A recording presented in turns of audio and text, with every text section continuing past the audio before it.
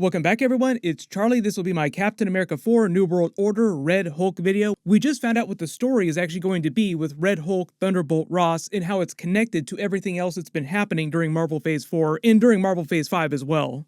And it's based on a lot of very familiar comic book arcs. If you're brand new to the channel, be sure to subscribe to get all the videos. Of course I'll do more when we get more footage for the actual movie. They start filming pretty soon.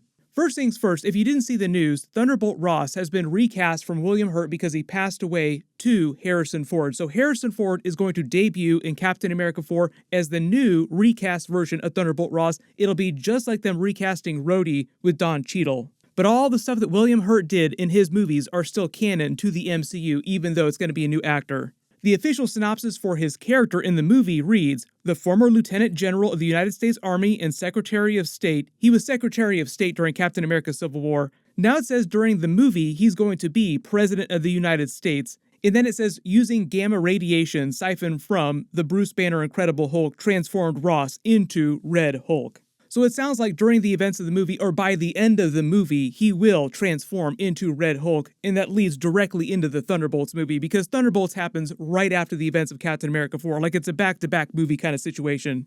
I just did a whole bunch of videos about Black Panther Wakanda Forever, and in that movie, spoiler warning, careful for spoilers if you haven't seen it yet, in that movie, Val shows up in a big way. She's the director of the CIA now as of the events of Black Panther Wakanda Forever. And she literally tells Everett Ross that she dreams every night about the US controlling all vibranium in the world. Also in the movie, Riri Williams' Ironheart character is dared by one of her mystery professors to build a vibranium detector, claiming that she can't do it. The mystery professor then turns around and sells it for a bunch of money to the US government. The main villain of Captain America 4 is going to be the leader from the Incredible Hulk movie played by Tim Blake Nelson. He was on stage during D23 like, yeah, it's so great to be back. They're finally doing something with my character again. My theory right now is that he was that mystery professor. And because at the end of the movie, Shuri makes a deal with Namor to protect all the vibranium on Earth, his underwater vibranium deposits that the US almost got their hands on, and obviously she's going to protect Wakanda's vibranium.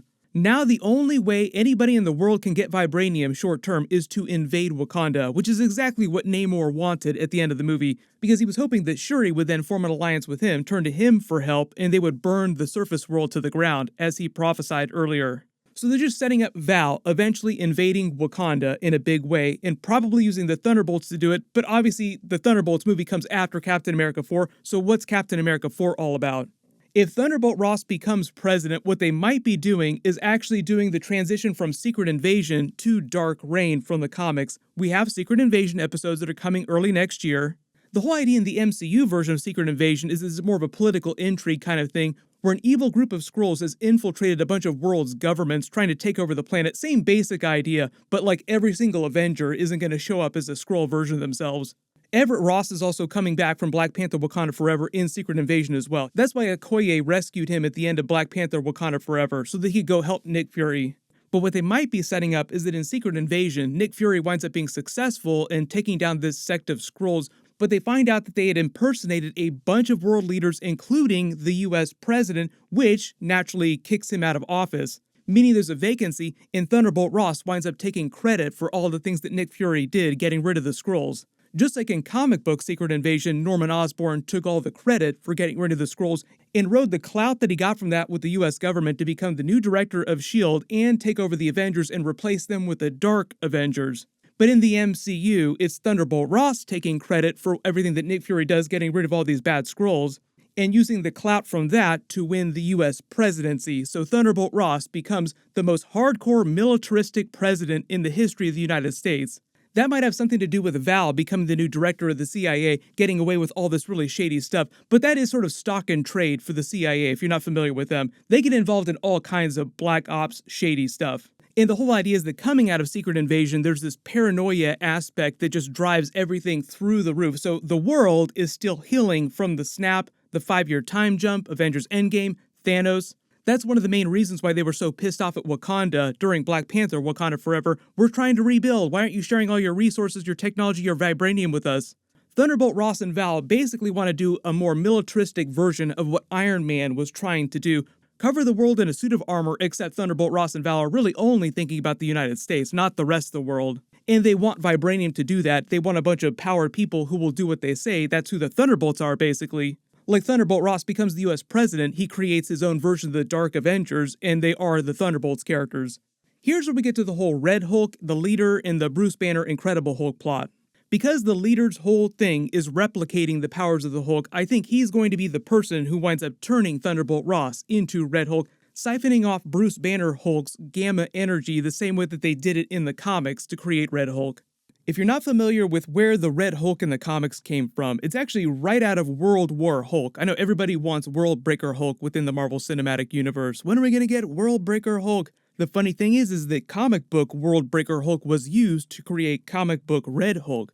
So during World War Hulk, Hulk goes full World Breaker, turns on all his former friends. Iron Man and the other heroes developed a last-ditch way to depower him using Earth's satellites, getting rid of all this cosmic and gamma energy that was inside of him. While this was going on, the Intelligentsia, which is MODOK and a bunch of the other smartest villains in the Marvel comic book universe, got together and developed a way to hack Iron Man's special technology that he was going to use on the Hulk. They knew that they needed a weapon that they could control that could fight people like the Hulk and the other heroes. They knew it was just going to be a matter of time before they came back for them to stop them from trying to take over the world. So in the middle of World War Hulk, while Hulk is fighting the Sentry to a standstill, Iron Man activates his anti-Hulk weapon protocol, and because it's happening in such a panic, he doesn't have time to double-check the math or make sure that everything's working correctly. He just fires the weapon off. The weapon is meant to depower him back into Banner form so that they can actually deal with him. But while this is happening, MODOK, who has hacked this technology, siphons off all that cosmic and gamma energy and puts it into another person, creating the Red Hulk. That person just happened to be the resurrected body of Thunderbolt Ross, who was working with the Intelligentsia. She-Hulk literally just mentioned Red Hulk during her episodes, and we got a version of the Intelligentsia. Obviously, because they use the Intelligentsia name for Todd's group in the She-Hulk series, they'll call it something different. And because MODOK is going to be a character in Ant-Man 3 Quantumania doing something completely different with the Kang character, the Ant-Man, the Wasp characters, they're just giving all that MODOK plot to the leader. But the leader was also part of the Intelligentsia that created the Red Hulk in the comics anyway.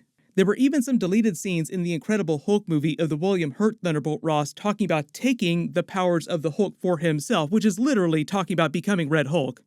God damn it, I want what's inside of him! This also makes me think that the whole Scar Son of Hulk teaser at the end of She-Hulk will have something to do with Captain America 4 and him taking the powers of Bruce Banner Incredible Hulk. But it sounds like they are doing World War Hulk-related plot through Captain America 4 in a way. And then heading into the Thunderbolts movie, that movie will be Val trying to use the Thunderbolts to take Wakanda's vibranium. What they also might be doing, too, is that Harrison Ford shows up as Thunderbolt Ross, the US president, and becomes Red Hulk during Captain America 4, and that he's mostly CG through the events of the Thunderbolts movie.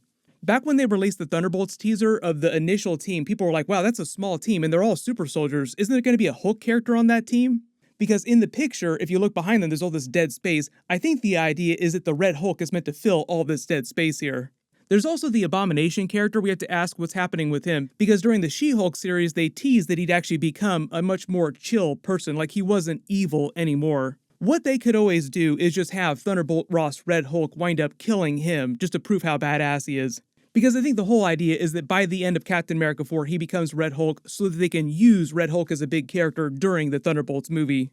And a lot of you have also realized this too. During Black Panther Wakanda Forever and heading into Marvel Phase 5, the major overarching villain is actually the US government. So it totally makes sense that Thunderbolt Ross would become the US president.